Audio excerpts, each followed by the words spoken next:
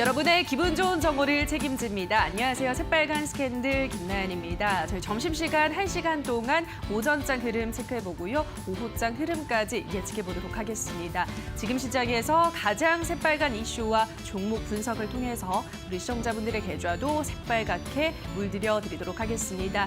자, 오늘 금요일 새빨간 스캔들은 루크투자연구소 임순재 대표와 함께하도록 하겠습니다. 전문가님 안녕하세요. 네, 안녕하세요. 네, 반갑습니다. 오늘 마지막 장 금요일장 시장 흐름부터 짚어보도록 하겠습니다.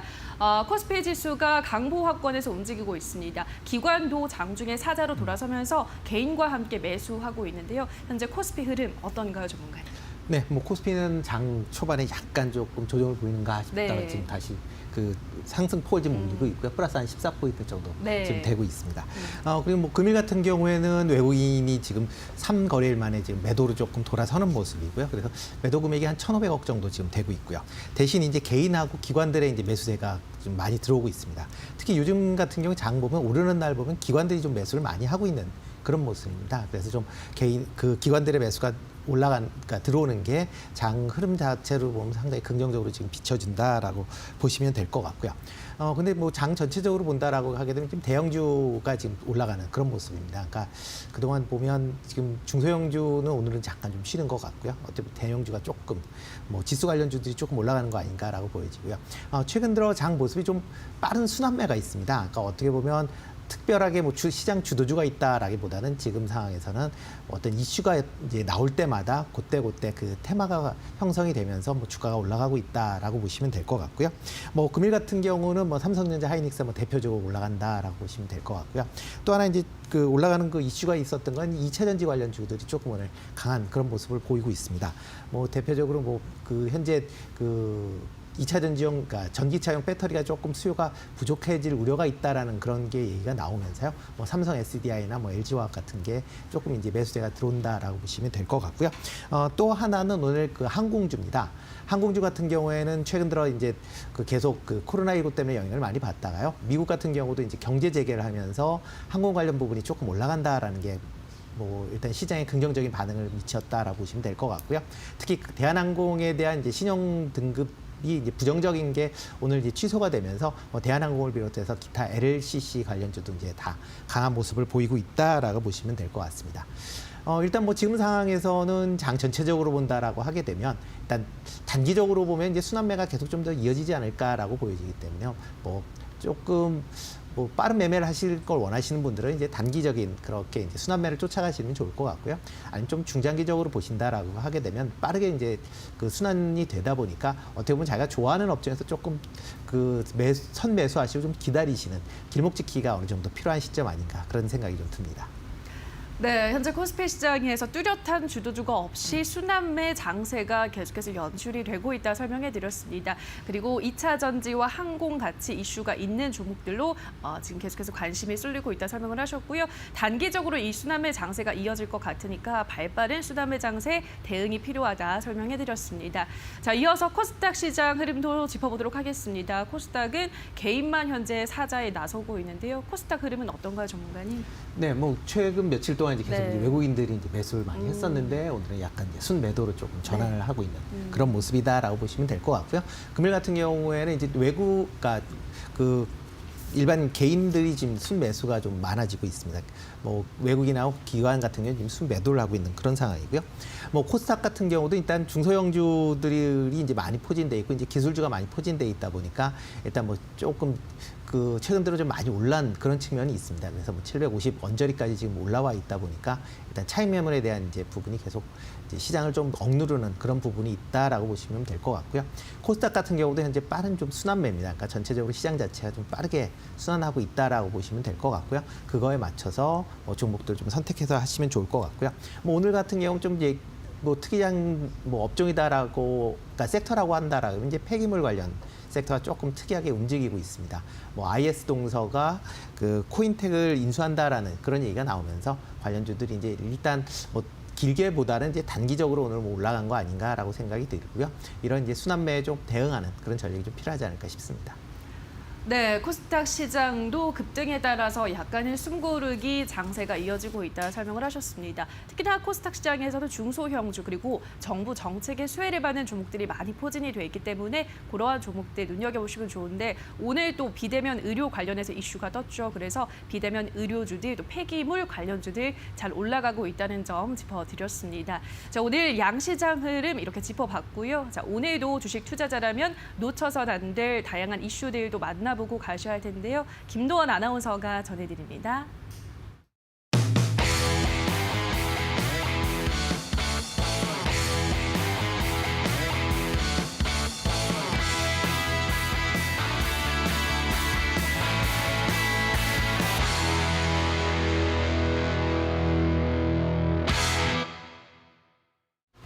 네, 오늘장 꼭 살펴봐야 할 새빨간 이슈 5가지를 준비해봤습니다. 어떤 것들이 있는지 먼저 화면으로 만나보시죠. 첫 번째 이슈는 ECB 전례 없는 침체 6천억 유로 추가 채권 매입 발표입니다. 유럽 중앙은행이 코로나로 인한 전례 없는 경기 침체에 대응하기 위해서 추가 경기 부양책을 발표했습니다. 팬데믹 긴급 매입 프로그램 PEPP의 규모를 늘려서 총 6천억 유로, 우리 돈으로는 약 819조 원의 채권을 추가로 매입하기로 했습니다. 자, 다음 이슈는 풍부한 유동성 장세 속 감춰진 실적 우려감 주목이고요. 세 번째 이슈는 시중은행 예금금리 0%대 시대 진입, 관심 가져야 할 종목은입니다. 자, 다음으로 네 번째 이슈는 언택트 쇼핑 부분으로 한판 붙은 네이버와 카카오, 과연 승자는인데요. 네이버가 네이버 플러스 멤버십을 시작한 데 이어서 카카오 역시 커머스 부분을 강화하려고 추진을 하고 있습니다. 이 카카오 커머스와 카카오 IX의 합병을 검토하고 있다고 하는데요. 관련해서 자세한 분석 잠시 후에 들어보겠습니다. 자, 마지막 이슈는 빚내서 주식 투자 신용융자 20개월 만에 11조 원 돌파인데요. 그럼 먼저 오늘의 첫 번째 이슈부터 하나하나 자세하게 확인해 보도록 하겠습니다.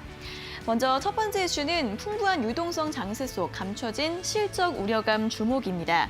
최근 지수의 강세는 이렇게 강한 유동성 장세에 의존한 부분이 크다고 합니다. 이 풍부한 유동성 장세 속에서 지수가 예상보다 강하게 오름세를 보여주고 있는데요. 증권가에서는 이에 대해서 안도와 우려의 목소리가 동시에 나오고 있습니다. 이런 장세에서는 경제 기초 체력이 튼튼하지 않기 때문에 악재가 발생하게 되면 증시가 크게 흔들릴 수 있다라는 분석 나오고 있는데요. 현재 시장 참여자들은 코로나의 영향으로 2분기 실적이 나쁘다는 것은 이미 감안을 하고 있습니다. 하지만 그 대신 3분기부터는 회복을 할 것이다라는 기대감이 굉장히 큰 상황인데요. 만약 이러한 기대가 충족이 되지 못할 경우에는 실망 매물이 나오면서 증시의 흐름이 바뀔 수도 있다라는 우려의 목소리가 나오고 있습니다. 자, 이렇게 풍부한 유동성 장세 속에서 어떤 점을 유의해야 할지 잠시 후에 자세한 분석 들어보도록 하겠습니다. 자, 두 번째 이슈는 시중은행 예금금리 0%대 시대 진입 관련된 내용을 확인해 보도록 하겠습니다. 자, 지난주 한국은행이 기준금리를 역대 최저인 0.5%로 인하하면서 시중은행들도 본격적으로 예금금리를 인하하고 있습니다.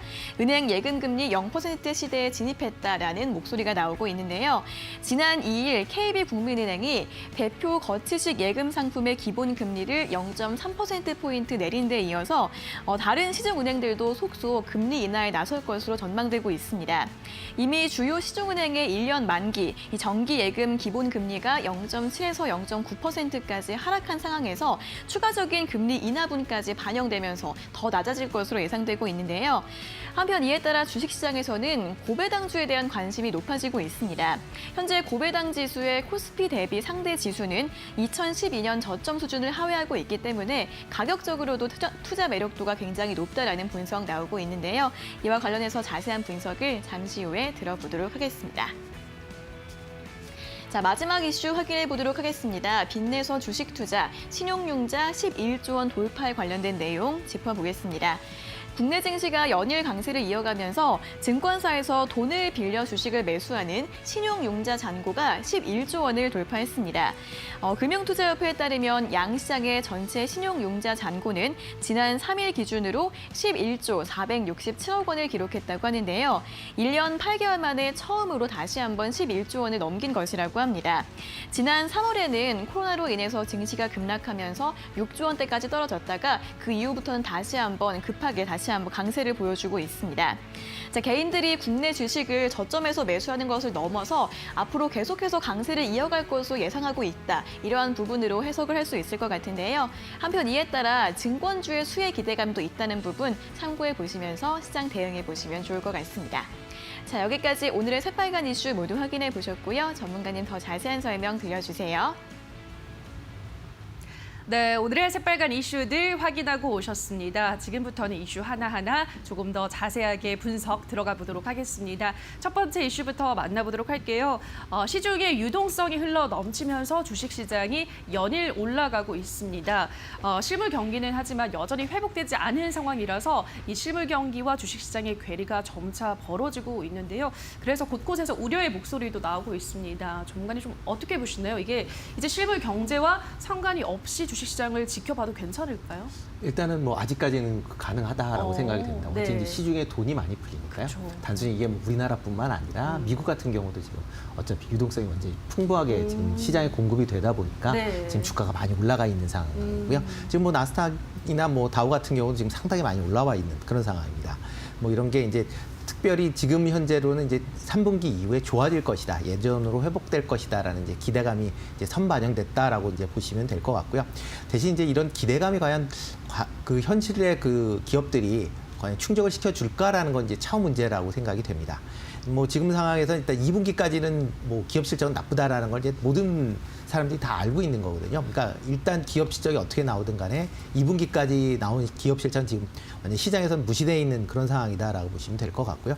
이후에 이제 그 3분기 이후에 기업이 실적이 좋게 나온다라고 하면 지금 뭐 주가는 당연히 시장에 반영된다라고 보시면 될 것 같습니다. 근데 3분기를 본다라고 하면 그게 좋은 상황은 아닙니다. 일단 대표적으로 이제 미국하고 중국하고 분쟁 자체가 지금 수그러들지 않는 상황이고 어떻게 보면 향후로 미 대선까지는 뭐 좀 더 격화될 수 있는 그런 우려감도 좀 강하기 때문에요. 그건 또 그런 것들과 감안을 좀 해 보셔야 될 것 같고요. 뭐 단순히 이제 좋다라고 생각한 거는 뭐 미국이나 유럽이 경제 재개를 이제 시작을 했다라는 것 때문에 그때쯤 되면 어느 정도 회복되지 않겠느냐라는 기대감이 이제 있다라고 보시면 될 것 같습니다.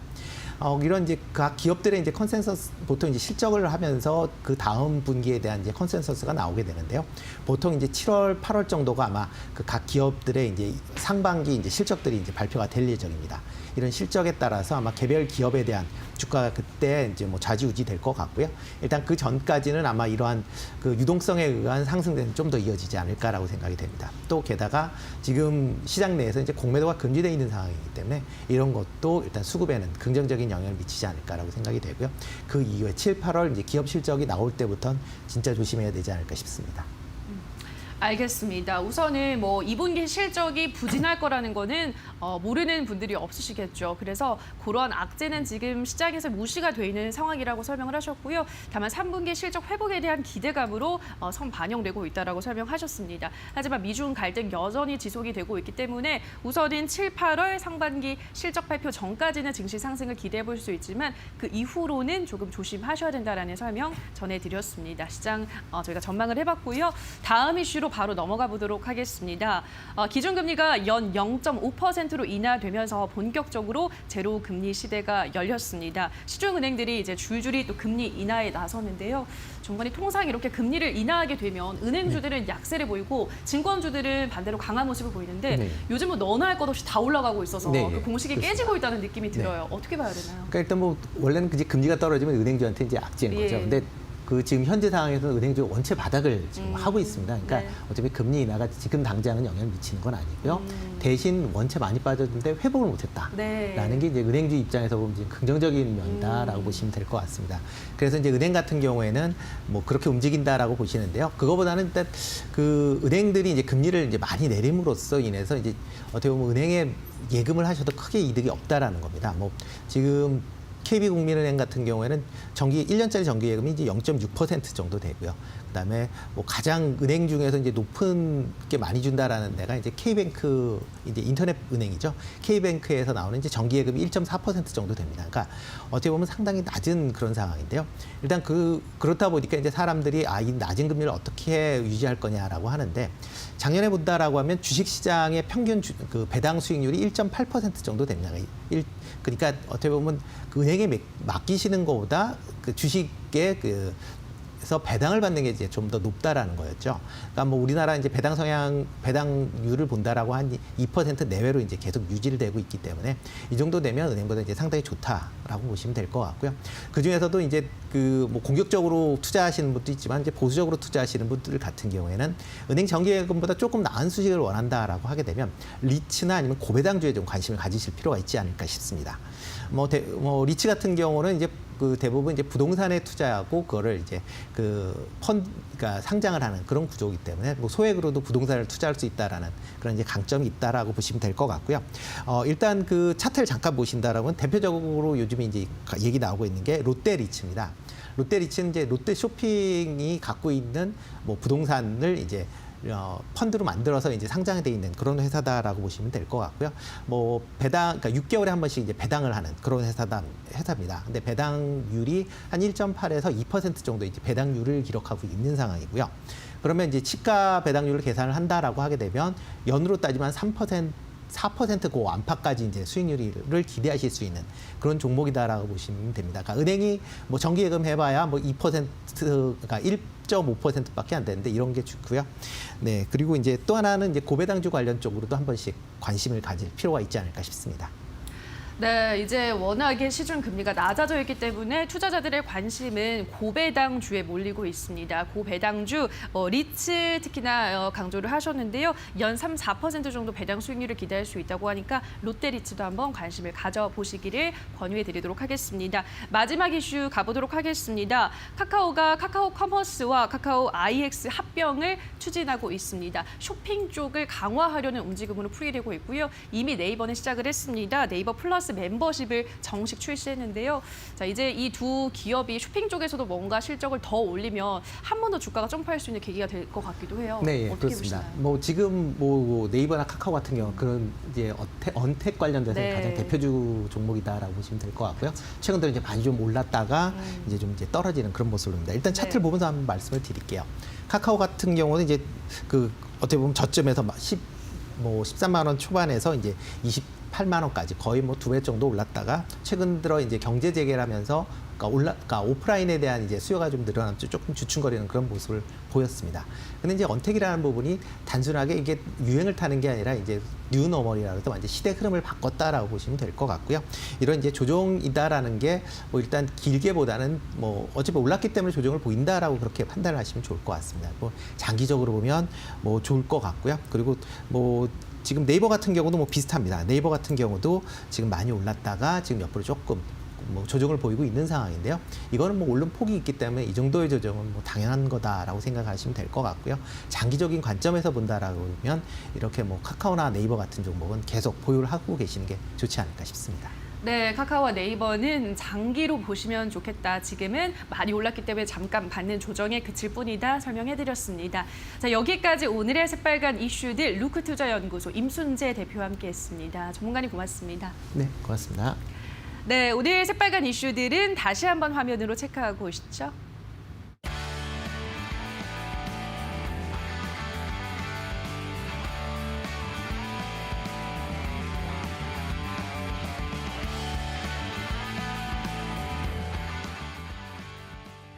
네, 계속해서 글로벌 시장의 맥을 짚고 이슈가 우리 시장에 주는 영향까지 한 번에 빨간 펜으로 체크해보는 시간입니다. 김민수 대표의 빨간 펜 주목해 보시죠.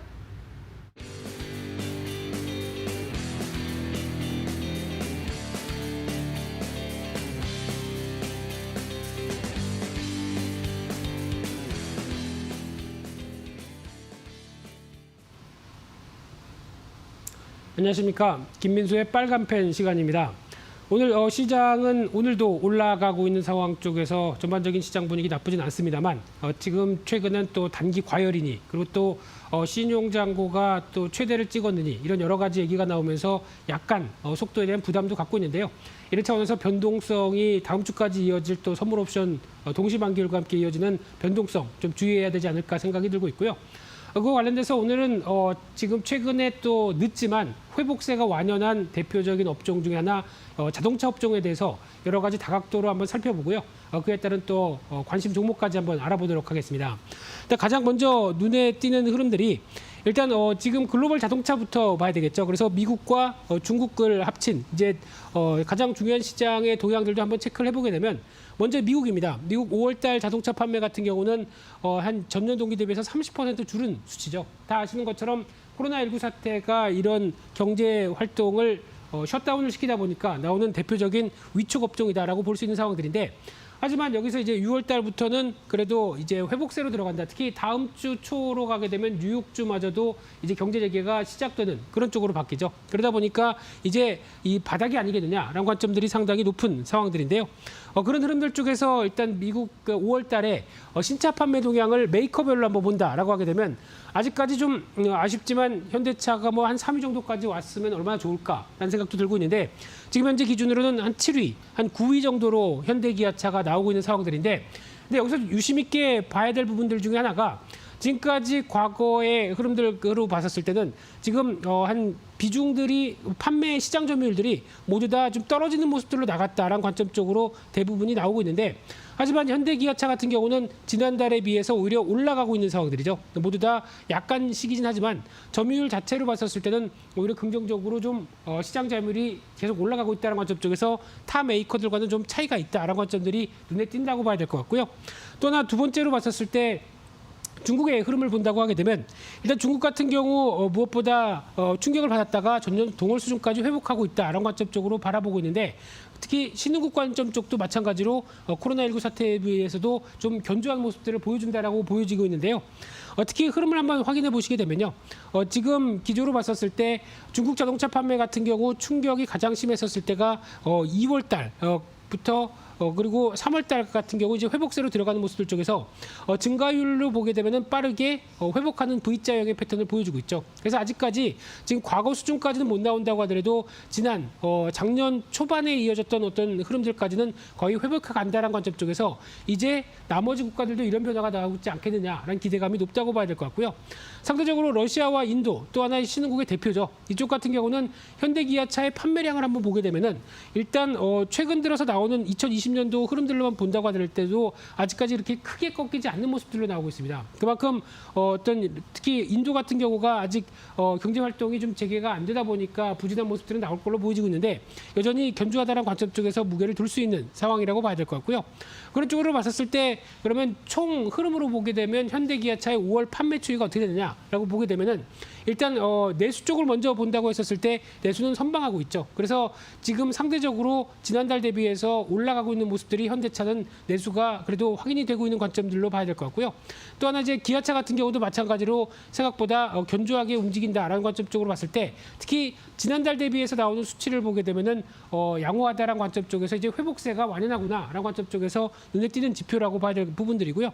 그런 쪽으로 봤을 때 지금 흐름으로 보게 되면 내수는 상대적으로 개별 소비세 개소세 인하와 함께 신차 판매, 대표적으로 현대차의 G80이죠. 그리고 또 K5 잘 만들었다라는 관점들이 나오다 보니까 신차 효과와 함께 지금 마켓 쉐어가 81%까지 올라오고 있는 상황들입니다. 그만큼 내수에 대한 견고한 모습들 쪽에서 이제 해외 판매만 회복된다라고 하게 되면 실적에 대한 빠른 회복이 나오지 않겠느냐라는 쪽에 기대감들이 작용이 된다고 봐야 될 부분들이고요.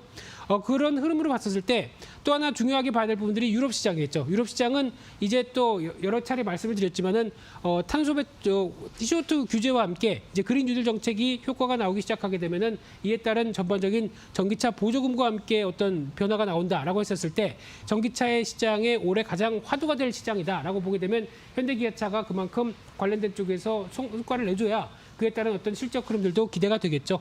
그런 측면으로 봤었을 때 최근에 나오고 있는 유럽 친환경차 시장에 대한 전망 흐름을 보게 되면 지금 같은 경우 순수 전기차와 관련된 부분들이 아직까지는 올해에 대한 흐름들이 작년에 비해서 이제 빠르게 성장을 할 걸로 보여지고 있는데, 오히려 한 5년 뒤까지 간다라고 하게 되면 오히려 가파르게 성장을 하고 있죠. 그런 쪽으로 봤었을 때 앞으로 유럽에 대한 친환경 시장의 공략, 특히 현대기아차가 얼마큼 이어갈 것인가가 또 하나 관건으로 나와야 될 것 같고요. 하지만 지금 같은 경우도 충분히 시장 점유율을 끌어내고 있는 관점 쪽에서 지금 전기차 관련된 쪽은 유럽 시장에서 3위권까지 유지를 하고 있죠. 그러다 보니까 기대감이 높다라고 봐야 될 부분들이고요.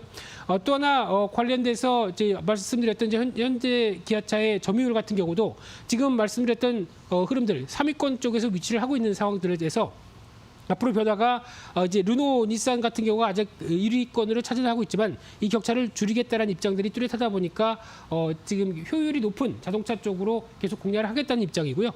그런 흐름들로 봤었을 때 일단 지금 글로벌 자동차 메이커에 대비해서 그러면은 현대 기아차가 어느 정도의 수준의 주가를 보이고 있느냐 이 정도 한번 체크를 해봐야 되겠죠. 그래서 지금까지 포드나 닛산 같은 경우 비율로 보게 되면 뭐 12배 이상 그리고 다 어떤 10배 이상 정도의 흐름들을 가져가고 있는데 현대 기아차 같은 경우는 아직까지 실적 대비를 해서 어떤 7배, 8배 수준까지밖에 나오지 않는다라고 하게 되면 상대적으로 저평가겠죠. 그래서 이런 부분들이 오히려 가격 메리트로 작용할 수도 있다는 점들도 한 번쯤 눈여겨보셔야 될 부분들이라고 생각되고 있고요. 그래서 일단 결론적으로 봤었을 때 지금 흐름으로 보게 되면은 자동차 업황이 동반적으로 다 코로나19와 함께 충격을 받았습니다. 그러면 여기서 모두 다 안 좋은 시점에서 내가 좀 더 전략적인 부분들로 어느 정도 기회를 활용하느냐 이 부분이 가장 핵심적이라고 봐야 되겠죠. 그래서 강조드린 것처럼 이쪽의 전략적인 부분들은 전기차와 관련된 친환경차다. 이쪽에 얼만큼 다 포커스를 맞추면서 어떤 기회를 끌어내느냐 이 부분이 관건인 것 같은데 현대 기아차가 기대감은 조금 높아지고 있다는 부분들이고요. 게다가 이제 지금 다시 워낙 강세 쪽으로 자리를 잡고 있는 가운데 또 하나 철강 가격이 반등한다라고 하게 되면 약간 영업이익 관련된 수익성이 좀 떨어질 수가 있겠죠. 그런데 오히려 이 판매량 자체인 Q에 대한 회복세가 이어진다라고 하게 되면 실적에 대한 기대감이 높아질 수 있다는 쪽도 한 번쯤 생각하셔야 될 부분들이고요.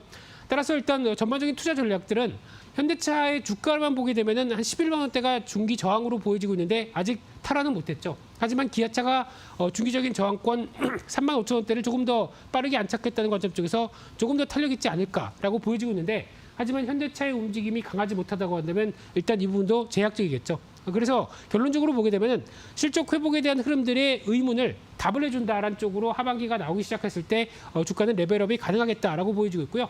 추세 눌림목은 가능한다라는 관점 쪽으로 보셨으면 좋겠는데 그러면 관련돼서 또 종목들의 흐름들을 한번 또 체크를 해봐야 되겠죠. 그래서 오늘 또 자동차 업종 쪽에서 관심 있는 종목들은 여전히 어떤 친환경차와 관련된 부분들 쪽에서 포커스를 맞췄습니다. 그래서 첫 번째로는 한온 시스템이라는 종목이고요. 어느 정도 알려진 바와 같이 자동차의 열 관리, 특히 공조 시스템 쪽에서 강자로 알려져 있죠. 그래서 지금 같은 경우는 이제 친환경차로 나가기 시작했었을 때 기존의 내연기관이 많이 바뀌는 부분들이다라고 하게 되면 열 관리 시스템 자체가 기존의 내연기관과 상대적으로 많이 바뀌게 됩니다. 그랬었을 때 오히려 더 부각을 받을 수 있다는 쪽이고요. 게다가 현대기아차의 전기차 플랫폼이라든가 유럽 시장에 대해서 상대적으로 높은 매출을 갖고 있다라고 하게 되면 이 부분이 또 공략 포인트가 아닐까라는 관점으로 바라보셨으면 좋겠고요. 그래서 상반기 자체는 실적이 별로 안 좋을 걸로 보여지고 있는데 3분기 이후부터 실적에 대한 기대감이 높다라고 하게 되면 이 부분이 주가에 느리지만 작용한다고 하게 되면 좀 더 탄력적이지 않을까라는 관점 쪽에서 이 만 원대 초반대는 충분히 노려볼 만한 가격대다라고 말씀드려보고 싶고요. 1차로 목표가는 또 중기 저항이 있는 12,000원대 그리고 손절가는 9,400원대로 대응하는 전략적으로 한 종목을 말씀드렸고요. 두 번째 종목은 지난번에도 한번 언급드렸던 종목입니다. 말씀드리고 어제 한 10% 정도 올라간 종목인데 그래도 여전히 성장성이 높다는 관점 쪽에서 이 S&T 모티브라는 회사 다시 한번 또 강조를 드리겠고요. 친환경차 쪽에서 강점이 있는 대표적인 구동 모터 여기에 핵심 부품을 공급합니다. 그러다 보니까 어떤 친환경차가 잘 팔리게 됐을 때 나올 수 있는 여러 가지 변화가 높다고 봐야 될 것 같고요. 게다가 현대기아차뿐만 아니라 GM, 어떤 푸조, 시트로엔 같은 쪽으로 공급이 들어가다 보니까 유럽차의 또 강점이 있죠. 이런 쪽에 대해서도 기대감이 높은 상황들인데 2018년도 이후부터 실적 흐름들은 계속 확장세가 들어간다라는 부분들도 눈여겨보실 필요가 있다고 하게 되면 아마 지금은 한 43,500원 정도, 한 43,000원대 안쪽으로 들어오게 되면 한번 관심을 갖는 전략과 함께 목표가는 1차로 5만 원대, 손절가는 38,500원대로 제시를 해드리도록 하겠습니다. 그래서 오늘 전반적으로 자동차 업황에 대한 흐름들을 말씀을 드렸는데요.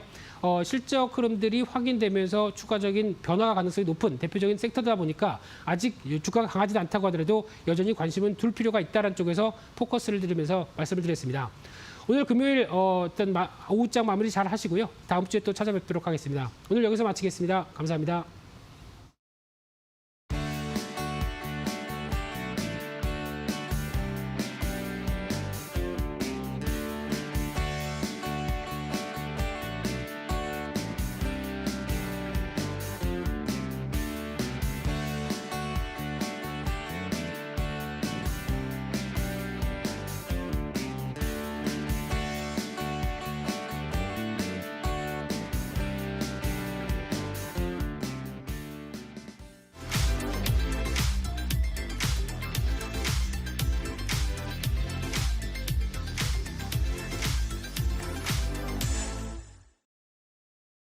네, 오늘 김민수 대표의 빨간 펜으로 글로벌 자동차 시장 동향 점검하고 오셨습니다. 관심주로는 한온 시스템, S&T 모티브 제시해드렸으니까요. 관심 가지시고 눈여겨보시기 바랍니다. 다만 저희가 방송에서 전해드리는 내용은 투자 판단에 대한 조언일 뿐이라는 점 유의해 주시고요. 자, 그렇다면 오늘 오전장 우리 투자자분들은 어떤 종목에 주목하셨을까요? 인기 검색 상위에 랭크된 새빨간 종목들 지금 바로 만나보시죠. 먼저 10위에는 동국제강입니다. 오늘장 20%대 상승세 보여주고 있는 가운데 52주 신고가를 경신했습니다. 9위에는 아시아나항공 올라와 있습니다. 간밤 미증시에서 항공주들이 급등한 영향으로 우리 시장에서도 항공주, 여행주들 오늘장 상승세 타고 있는데요. 이 종목은 4%대 상승세 보여주고 있습니다. 8위에 HLB는 강보합권에서 움직이고 있습니다. 그리고 연일 올라가고 있는 7위의 카카오는 오늘장 소폭의 하락세 보여주고 있습니다. 6위에 드림텍은 어제 이어서 오늘도 10% 넘게 급등하고 있는데요. 코로나19 진단기기를 개발했다는 호재가 오늘도 영향을 미치고 있습니다. 그리고 5위에는 후성, 4위는 유비케어, 3위는 코엔텍, 2위는 SK하이닉스, 1위는 셀트리온까지 지금 바로 분석합니다. 네, 지금부터는 100% 리얼입니다. 한 포털 사이트 종목 토론방에 실시간으로 올라오는 글들을 보면서 전문가 종목 분석까지 들어보는 시간인데요. 자, 오늘은 황민혁 전문가와 함께하도록 하겠습니다. 전문가님 안녕하세요. 네, 안녕하십니까. 네, 반갑습니다. 오늘의 5위부터 만나보도록 하겠습니다. 오늘의 5위는 냉매가스 그리고 2차 전지 전해질 제품 제조업체죠. 후성이 3%대 소폭의 상승세를 보여주고 있습니다. 오늘장에 일본 수출 규제 반사 이익을 받는 종목들이 올라가고 있는데요. 이 종목도 작년에 한일 무역 분쟁이 한창일 때 삼성전자 하이닉스의 국내 최초로 불화가스를 처음으로 생산 라인에 도입을 하면서 주목을 받았습니다. 자, 이러한 종목 더 갈지 스탑일지 전문가님의 의견은요? 네, 제 의견은 네. 고입니다. 알겠습니다. 고입니다. 고를 외치면서 토론방 체크해보도록 하겠습니다. 후성에 대한 의견입니다. 89층 주주들 매수한 손으로 자신의 머리를 칩니다. 실시, 이제 사뿐이 9,000원대 뚫을 때 되지 않았니? 화가 난다, 화가 나. 이런 종목 좋아. 우직하게 소처럼 뚜벅뚜벅 끝까지 가잖아. 라고 하셨습니다. 희노애락이 느껴지는 종목 토론방인데 첫 번째 게시글부터 볼게요. 이제 사뿐이 9,000원대 뚫을 때가 되지 않았나라고 하셨는데 전문가님은 고를 드셨으니까 9,000원대 뚫을까요? 어떻게 보세요? 네, 저도 뭐 동일한 입장인 것 같아요. 이제는 뚫을 때가 됐다라고 네. 생각이 들고요. 오늘 같은 경우에도 이제 주가가 좀 올라왔는데 고점 가격대가 8,950원이에요. 50원을 또 남겨두고 고점을 못 들었습니다. 그래서 지금 오늘 당장에는 이제 뚫을지는 미지수예요. 하지만 앞으로를 보게 된다면 추가적인 상승력은 충분히 있다라고 생각이 들고요. 단순하게 이제 소재 테마로 인해서 주가가 올라간다라기보다는 제자리를 다시 한번 찾아가고 있다. 이런 의미로 받아들이시는 게 좋을 것 같아요. 그래서 9,000원짜리를 노려보신다면 그 가격대 이상까지 한번 끌고 가시는 전략이 맞겠다라고 말씀드리도록 하겠습니다. 알겠습니다. 9,000원 이상까지도 가능하다 설명을 해드렸는데요. 다음 게시글을 볼게요. 이런 종목 좋아. 우직하게 소처럼 걸어간다라고 하셨는데 우직하게 가는 종목인가요, 이 종목이? 사실 소라고 표현하기에는 그렇죠. 예. 이 종목은 소처럼 이제 천천히 걸어가는 게 아니라 네. 최근에 좀 잘 달려가고 있어요. 네, 좀 열심히 이제 뛰어가고 있는 모습이고요. 단거리기도 한번 뛰었고, 그 다음에 잠시 쉬었다가 또 다시 이제 올라가고 있는 모습이고, 소라기보다는 좀 더 빠른, 뭐 자전거 정도가 되지 않을까. 네, 그렇게 생각이 들어요. 네. 그래서 지금 같은 경우에는 9,000원짜리를 위해서도 이제 얘기를 하셨는데, 이 부분 자체가 어찌 보면 매물 대라고 생각을 하시면 될 것 같고요. 그리고 이제 지난 2월달, 3월달 고점 부근이거든요. 분명히 이 가격대에서 사신 분들이 분명히 많을 거예요. 그래서 9,000원 가격대까지 오게 되면 항상 주가가 계속 이제 차익 물량들이 나오거나 아니면 본전에서 정리하는 물량들이 분명히 있을 겁니다. 하지만 그런 과정을 이제 거치고 나서 그 다음부터의 시세가 좀 더 강하게 나올 수가 있기 때문에 지금은 이제 후성의 경우에는 앞으로 조금 더 잘 달려가지 않을까. 그래서 한 10,000원 정도까지 한 목표 주가를 제시해 드리도록 하겠습니다. 알겠습니다. 후성 목표가 10,000원 제시해 드렸으니까 그 지점까지 한번 우직하게 지켜보시기 바라겠습니다. 다음 종목 볼게요. 4위는 유비케어입니다. 병원협회에서 코로나19 확산을 막기 위한 비대면 의료제 도입에 찬성한다고 밝히면서 병원협회가 오늘장 관련주들이 올라가고 있습니다. 이 종목은 뭐 대표적인 원격 의료주죠. 오늘은 10% 가까운 오름세를 보여주고 있는데요. 이 종목 저는 조금 조정을 받았으니까 또 다시 가지 않을까 고 들어보고 싶은데 전문가님의 의견은요? 네, 제 의견은 스탑입니다. 알겠습니다. 다른 의견 확인하면서 토론방부터 체크를 해보도록 하겠습니다. 유비케어에 대한 의견입니다. 11,000원 지지선만 잘 지키면 다음 주부터 지지선 1,000원씩 상승할 듯 지금 자리에 마지막 기회라고 본다. 곧 훨훨 날아갈걸? 오랜만에 물려버렸네요. 강제 장투 괜찮을까요? 라고 하셨습니다. 첫 번째 게시글부터 볼게요. 지금 자리에 마지막 기회라고 본다. 훨훨 날아갈 거다라고 하셨는데 반대 의견이시잖아요. 어떻게 보고 계신 거예요, 지금? 이미 날라갔죠. 이미 날라갔고요. 네. 여기서 더 추가적으로 크게 오른다라는 건 사실 어찌 보면은 희망에 좀 가깝습니다. 일단 유비케어 자체를 안 좋게 보는 건 아니에요. 분명히 네. 좋게 보고 있는 상황인데 주가 자체가 단기간에 워낙에 좀 많이 올라온 편이고요. 그다음에 이제 의료 지금 헬스케어라든지 이제 비대면 관련 서비스들 이런 종목들의 경우에는 하반기에 다시 한번 조금 더 시세가 나올 수는 있어요. 하지만 주가가 워낙에 사실 거품이 좀 있는 상황이기 때문에 한 번에 조정이 나왔을 때를 좀 기다려 보시는 게 좋지 않을까. 그래서 저는 지금 당장이 매수에 기회라기보다는 나중에 주가가 빠졌을 때 예를 들어서 8,000원 정도라든지 그 정도까지 주가의 조정이 나오게 된다면 차라리 그때를 노려보시는 게 맞지 않을까 이렇게 말씀드리도록 하겠습니다.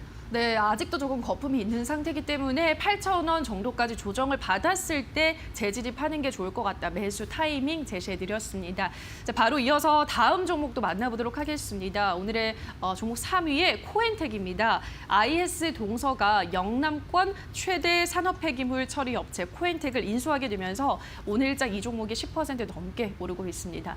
요즘 이 폐기물에 대한 관심이 늘고 있어서 워낙에 늘어나다 보니까 저는 고를 들어보고 싶거든요. 전문가님 의견은요? 저도 고입니다. 알겠습니다. 같이 고를 들면서 토론방 체크해 보도록 하겠습니다. 코엔텍에 대한 의견입니다. 재료는 상한가급이지만 이건 수급에서 망했다. 이거 무조건 14,200원까지 가는데 왜 파니? 쓰레기가 곧 황금알을 낳을 것이요. 회사 성장성을 봐야지라고 하셨습니다. 자, 첫 번째 게시글부터 볼게요. 재료는 상한가급인데 수급에서 망했다라고 하셨어요. 이게 어떤 의미일까요? 수급이 네. 안 들어오나요? 지금 보면 코엔텍의 수급을 봤을 때요. 외국인하고 기관들, 투신들 다 빠지고 있거든요. 그러네요. 네, 그래서 지금 재료 자체로 본다면 사실 제가 볼 때도 주가가 많이 올라가야 되는 게 맞지 않을까? 이렇게 생각도 해요. 그런데 이제 수급에서 이 정도의 수급이 나오갔다는 건 아무래도 코엔텍을 좀 길게 보는 게 아니라 단기 이렇게 시세가 올라왔을 때 한 번쯤 팔아야 되겠다라는 생각이 조금 더 강한 그런 장이 아닌가 생각이 들고요. 코엔텍을 볼 때는 사실 재료적인 부분에서 보면은 분명히 앞으로는 조금 더 기대가 된다라고 생각을 합니다. 지금 단기에 좀 눌려 있긴 하지만 그렇다고 해서 주가의 이 방향성 자체가 끝난 건 아니고요. 단기 물량들이 소화가 된 다음에 그 다음에 주가가 또다시 올라갈 수 있기 때문에 너무 실망감을 지금부터 미리 가지실 필요는 없겠다라고 말씀드리도록 하겠습니다. 네, 단기적으로 물량을 소화하고 다시 한번 올라갈 것이다. 코엔텍에 대해서 긍정적으로 전망을 하셨고요. 다음 게시글을 또 보도록 할게요. 이거 무조건 14,200원까지 가는데 왜 파니? 라고 하셨습니다. 14,200원까지 무조건 갈까요? 어떻게 보세요? 여기도 좀 전보시다 오셨나 봐요. 네. 많으세요, 14,200원. 정확하게 200원까지 찍으셨는데 사실 그건 알고도 알 수가 없어요. 코엔텍은 주가 자체가 이제 좀 길게 보면은 이미 사실 실적도 되게 굉장히 좋았던 기업이고 주가는 많이 떠 있는 상황이거든요. 그렇기 때문에 지금 여기서 14,200원 나중에는 그 가격대가 갈 수도 있겠죠. 하지만 지금 그 가격을 미리 보고서 얘기하기는 좀 미리 이제 김칫국을 마시기는 좀 그렇고 제가 볼 때는 주가는 이제 올라갔다 이 정도의 물량 소화가 나오고 있다면 아무래도 조정이 나오고 나서 그 뒤에 조금씩 다시 올라가지 않을까 생각이 들어요. 그래서 지금 당장 사지 마시고 저는 이제 코엔텍을 매수를 하게 된다면 저는 아무래도 이제 11,000원 정도 지금 밑에 있잖아요. 그럼 지금 1,500원 정도까지도 한번 눌려주지 않을까 예상을 하기 때문에 차라리 15,000원 정도까지 내려오면 그때 모아가는 전략이 맞지 않을까. 그리고 목표 주가의 경우에는 너무 길게 우리가 먼저 보기보다는 최근에 이제 오늘 올라왔을 때 12,000원을 못 넘었거든요. 제대로 이제 못 넘었거든요. 거기서 이제 잠깐 올라갔다 내려왔는데 목표 주가는 일단 1차적으로는 12,000원 정도까지 일단 목표 주가 보시고 이 가격을 넘어서게 된다면 그때는 13,000원까지 단계적인 목표 주가 설정이 좀 중요하다. 이렇게 말씀드리도록 하겠습니다. 네, 코인텍은 조금 더 조정을 받고 1,500원 정도까지 내려왔을 때 매수하는 걸 권유해 드렸고요. 1차 목표가는 12,000원, 2차 목표가는 13,000원 제시해 드렸습니다. 자, 바로 이어서 오늘의 3위 SK하이닉스도 만나보도록 하겠습니다. 하이닉스가 오늘도 올라가고 있습니다. 오늘은 1%대 상승세 보여주고 있고요. 삼성전자와 함께 빨간불 켜고 있습니다. 자, 이제 이 종목이 9만 원대까지 거의 근접을 했기 때문에 뚫어낼 것인가, 여기서 스탑일 것인가, 전문가님의 의견은요? 제 의견은요. 콤니다. 아, 네. 갈수록 잘하시는 것 같아요. 네. 고를 외치면서 토론방 체크해 보도록 하겠습니다. SK하이닉스에 대한 의견입니다. 오늘 9만 원 좀 찍어줘라. 많이 기다렸다 아이가. 대형주를 단타로만 대응하려는 개미들 너무 많네. 쯧쯧. 121선 잘 받쳐주고 밀리지만 않으면 우상향 각이다라고 하셨습니다. 첫 번째 게시글 볼게요. 대형주를 단타로만 대응하려는 개인 투자자들이 너무 많다. 쯧쯧이라고까지 하셨는데 어떻게 보세요, 전문가님? 제가 볼 때도 역시 마찬가지예요. SK하이닉스를 매수하셨다면 사실 최근의 움직임을 봤을 때 4월달, 5월달 주가가 제대로 움직이지 못했거든요. 계속 왔다 갔다 행보였고요. 그리고 지금 이제 조금 이제 고개를 들고 있는 그런 네. 모습인데 사실 SK하이닉스를 접근한다는 것 자체가 단기 트레이딩을 위해서 접근한다. 이거는 사실은 조금 말이 안 된다고 생각이 들고요. 네. 저도 역시 이제 SK하이닉스를 바라보는 저희 입장은 이 기업은 엉덩이가 무거워야 결국은 승자가 될 수 있다. 저는 이렇게 보고 있기 때문에 SK하이닉스를 보유하고 계신 분들은 지금 당장 뭐 9만 원이 넘어간다. 이게 중요한 게 아니고 끌고 가면 결국은 수익을 낼 수 있다. 이렇게 이해를 하시고 보시면 좋을 것 같습니다. 알겠습니다. 워낙에 엉덩이가 무거운 종목이니까요. 뭐 단순히 9만 원뿐 아니라 계속해서 좀 여유를 가지시고 중장기적으로 지켜보자 설명해드렸습니다. 다음 게시글을 또 볼게요. 121선을 잘 받쳐주고 밀리지만 않으면 우상향 각이다라고 하셨습니다. 이 121선이 이렇게 중요한 지지선인가요? 사실 이평선에 대해서 많은 분들이 이제 되게 중요하다라고 보시는 분들이 네. 있어요. 근데 이평선은 결국은 이동한 평균 거리를 이제 구간을 이제 선으로 표시한 거거든요. 결국 이평선이 큰 의미를 갖진 않아요. 그래서 이 기업의 이제 주가가 오르고 내리는 건 결국은 기업의 실적이라든지 앞으로의 전망 이런 것들이 가장 중요한 변수고 네. SK하이닉스의 경우에는 최근에 뭐 디램 가격이 많이 떨어져서 주가가 떨어지긴 했지만 결국은 다시 한번 이제 주가가 오르게 된다면 하이닉스는 충분히 앞으로 뭐 상승 여력은 충분히 있다라고 보여지고요. 위쪽으로 봤을 때는 코로나19 전 주가가 사실 좀 높긴 했어요. 뭐 10만 원 정도 구간인데 기대치를 갖고 본다면 좀 길게 봤을 때는 다시 한번 10만 원까지 회복은 가능하다고 봐요. 그렇기 때문에 이평선에 대한 중요도보다는 올라갔을 때 10만 원까지 한번 길게 끌고 가보자라는 의견 드리도록 하겠습니다. 네, 이평선을 너무 크게 신경을 쓰지는 마시고 10만 원까지 상승을 노려보자 설명해드렸습니다. 자, 계속해서 오늘의 1위 종목 만나볼게요. 셀트리온입니다. 셀트리온이 오늘장에서도 소폭의 상승세 이어가고 있습니다. 셀트리온 최근에 피하 주사형 자가 면역 질환 치료제 램시마 SC와 램시마 효능을 비교한 결과 그 유효성에 차이가 없다라고 밝히면서 오름세를 나타냈었고요. 그 오름세를 몇 거래일째 계속해서 이어가고 있습니다. 자, 이 종목은 저는 더 갈 것 같아요. 고 들고 싶은데 전문가님 의견은요? 네, 저도 콤비나. 네, 같이 고를 들면서 토론방 체크해 보도록 하겠습니다. 셀트리온에 대한 의견입니다. 27만 원대 매수했다. 탈출하고 싶은데 버틸까 나갈까? 지금이 매수 막차인가요? 오늘 진입해도 될까요? 다음 주가 더 기대되겠는데 감히 다음 주 전고점 돌파 시도 예상해 본다라고 하셨습니다. 자, 첫 번째 게시글부터 볼게요. 27만 원대 매수했다. 탈출하고 싶은데 탈출할까 말까를 고민하시는 것 같아요. 어떻게 생각하세요, 전문가님? 네, 지금 가격이 25만 4천 원 정도인데요. 네. 이제 얼마 남지는 않았어요. 제가 볼 때는 아직까지는 정류장이 안 왔습니다. 그러니까 내리지 마시고요. 그냥 조금 더 기다려 보시기 바라겠습니다. 알겠습니다. 조금 더 보유를 해보시라 설명하셨고요. 다음 게시글을 볼게요. 지금이 매수 막차인가요? 오늘 진입해도 될까요? 라고 하셨는데 여기에 대해서는 어떻게 생각하세요? 네, 버스는 떠났어요. 아, 떠났어요? 이미 떠났고요. 타고 계신 분들이 어디서 내릴지 그거를 고민하는 그런 시기라고 저는 생각을 하고요. 사실 셀트리온 같은 경우에는 이제 기대감이 주가를 끌어올린 부분도 있고요. 그리고 올해부터는 실적이 좋아지는 뉴스도 있었기 때문에 기대감과 실적이 같이 겸비가 돼서 주가가 올라온 부분이 큽니다. 하지만 단기에 좀 많이 올라왔기 때문에 제가 볼 때는 셀트리온은 지금 들어가기보다는 만약에 이 기업을 매수하고 싶다라고 하면 저는 차라리 조정 나오고 한 23만 원 정도까지는 좀 떨어져 주면 그때부터 한번 보시는 게 좋지 않을까 이렇게 말씀드리도록 하겠습니다. 네, 일단 버스는 떠났고 다시 버스가 23만 원대까지로 오면 그때 진입을 해보자라고 권유를 해드렸습니다. 자, 오늘의 새빨간 종목들 만나보셨는데요. 전문가의 종목에 대한 의견을 다시 한번 화면으로 체크하고 오시죠.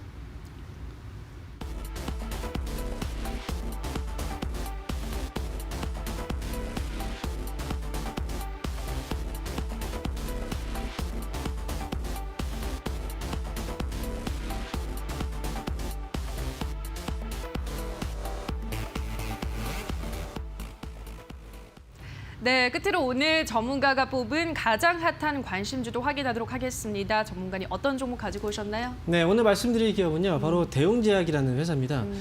사실 제가 이 기업을 이제 말씀을 드리려고 이제 네. 방송국에 요청을 했던 건 11만 원 정도 가격대였어요. 근데 갑자기 24%까지 올라와서 어머, 네. 가격적인 부담이 좀 있습니다. 그래서 네. 일단 전략은 제가 한번 수정을 좀 해봐야 될 것 같고요. 그리고 이 대웅제약 같은 경우에 최근에 이제 메디톡신의 균주 도용 이슈 때문에 계속해서 이제 주가가 계속 하락세를 걸어왔습니다. 하지만 이 부분 자체는 결국은 좀 지나가고 있는 거의 이제 끝 무렵에 가고 있는 상황이기 때문에 이런 리스크는 좀 크게 신경을 쓸 필요 없이 지금부터는 주가가 적정 가치를 찾아가고 있는 재평가의 시기다라고 생각이 들고요.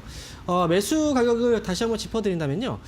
지금 이제 매수 가격을 한번 눌렸을 때, 즉 12만 5천 원 가격 아래로 좀 떨어지면 그때 한번 매수 관점으로 보시는 게 좋을 것 같고요.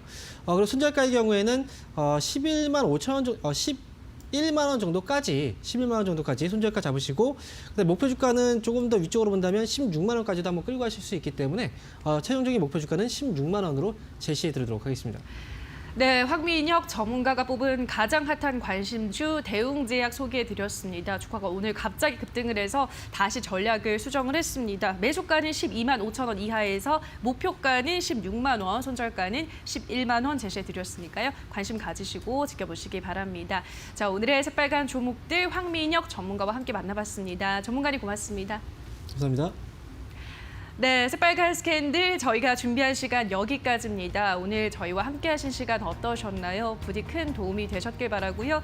다만 저희가 방송에서 전해드리는 내용은 투자 판단에 대한 조언일 뿐 해당 종목의 상승과 하락을 보장하진 않는다는 점 유의해 주시기 바랍니다. 남은 오후장도 성공 투자 이어가시기 바라고요. 대박 나시기 바랍니다. 저희는 다음 주에 다시 찾아뵙도록 하겠습니다. 오늘 방송 함께해 주신 여러분 고맙습니다.